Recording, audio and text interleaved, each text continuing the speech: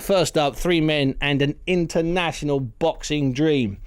Promoter Spencer Fearon, London's very own Albanian idol, Kreshnik Qato. Let's stand up for the anthem, please.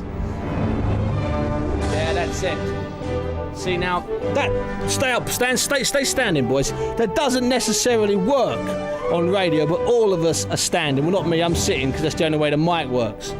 Anyway, Mr. Qato, you can sit down. And also in the studio here, the Mongolian warrior. Stand up again. Choi Tseveenpurev, please. Just a brief stand up. There's more standing up here. There's some stand up fellas in the studio.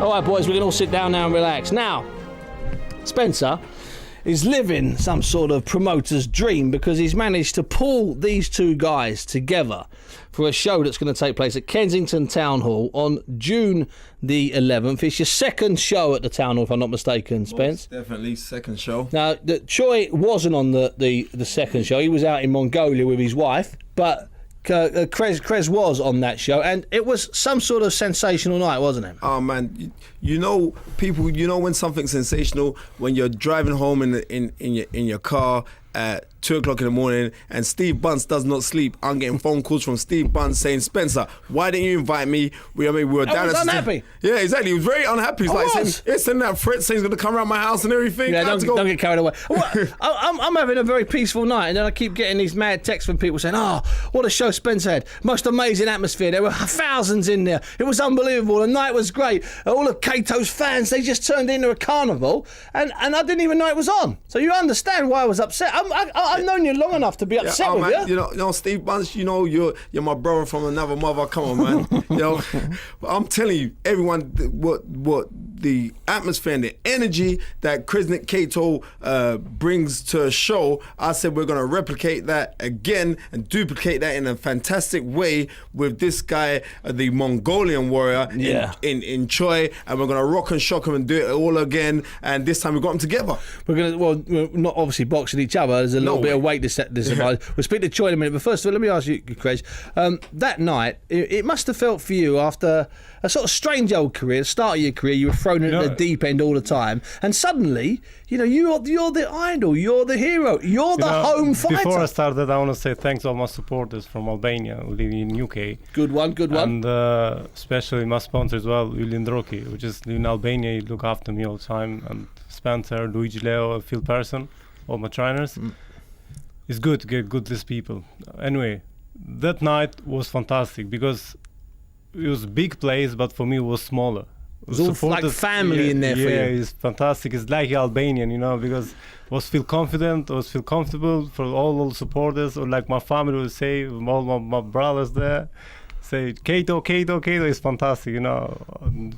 I believe next time we're gonna be better than that. Okay, now do we know who he's boxing on Saturday, or is it a secret, Spence? No, it's not a secret. We actually do know who's boxing. You want to tell me? No, I ain't gonna tell you yet. Man, we'll tell you off air. You know, tell me off air. Oh, you know how it goes. Okay. You know, he's gonna tell me off air. Most definitely. I'll barely be able to take a breath between now and 10 minutes. Tell me off air. Spence, look, before I introduce Choi, I want you to tell me. You tell me a little bit about Choi and tell the listeners, excuse me, a little bit about Choi, and tell me how you came about bringing him back before I speak to him. Man, number one, like I'm saying, it was difficult. He just disappeared off the planet, and everybody knows about Choi.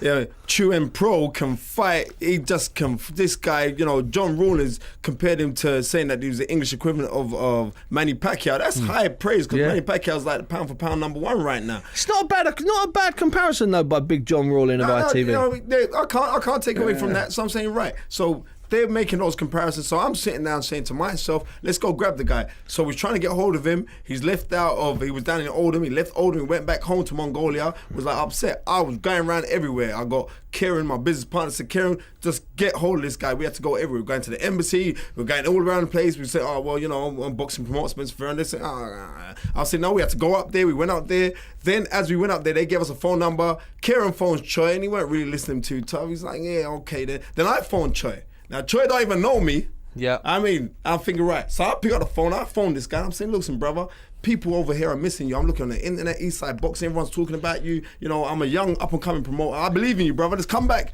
I can feel this energy. He's thinking I'm crazy.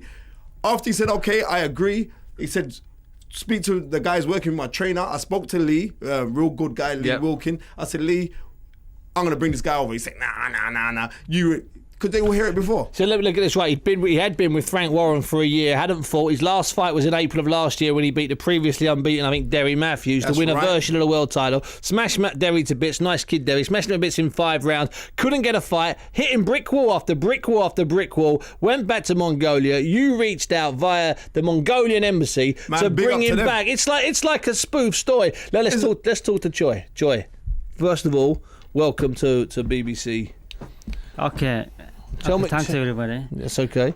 I'm back from just home, 2 weeks ago. Mm-hmm. Spencer calling me. He called again. Brother, coming. Brother, come here, he said. Come here. We conquer the world. You must be number 1 in the featherweight division. Yep. Then I won't come. So, but you left your wife in Mongolia, yes? Just. And will she join you? Yes, soon. I hope so. Okay. And you have a baby, a couple of children in Mongolia as well? Yeah, that's right. So it's like an old-fashioned fairy tale. It's like a Rocky story, Choi. Yeah, that's definitely. Because Spencer just saying, I said, no, I'm retired. Then he called again, brother, come. We're going to world. We conquer the Americans. You must be number 1 featherweight in the world. and that was my dream, And when you box on July 11th, that, if I'm not mistaken, Spencer, unless you've invented it, is Mongolian Independence Day. No, it is actually Mongolian Independence Day. We're getting this seat only in the United Kingdom. Can we do this? Because we're a unified kingdom. This is beautiful. We got so much ethnic diversity in here. Let's bring them all together, man. So you're going to bring them all together. Let me just go back to Qato just quickly. Kate, how many will you still have this amount of fans the next time round, or was that a one-off last time? Will the boys be coming straight to see you? I said before, more than that going to come, because all Albanian supporters, they love me, and I love them as well, because it's fantastic. The only thing is because I represent Albanian all the time, and they helping me. It's good for me as well, and for them. And of course now it's Albania, Mongolia against the world, which is very good. Very good. Choi, will there be some Mongolians there from the embassy, official? Oh yeah, I believe that. I believe that hundreds guys coming cheering for me. Hundreds of Mongolians. Hundreds. More 100, another hundreds. Oh. I believe that soon, in 11th of July, we good big fight in the Mongolian National Day, and guys make me surprised. And I will be doing lots of standing up and saluting. We just remember this now. Everybody's listening to this. Come on, dear friend. You see the big guy, Steve Bunce. You know what I mean? Shirley Crabtree will be there. Big Daddy himself is there doing a Q&A because the Bunce show has to live. And this is a travesty. That it's not. Yeah, I mean, I'm telling you, man. Listen, I'm going to thank all three of you because I've only got another 13 guests to get through, and you've already gone on too far. Kreshnik, Qato, thank you very much. The Albanian Eagle. Choi Tseveenpurev, the Mongolian warrior, and Spencer, the Spirit. Very well. Thanks very much for coming. Hard knocks, baby. It's brilliant.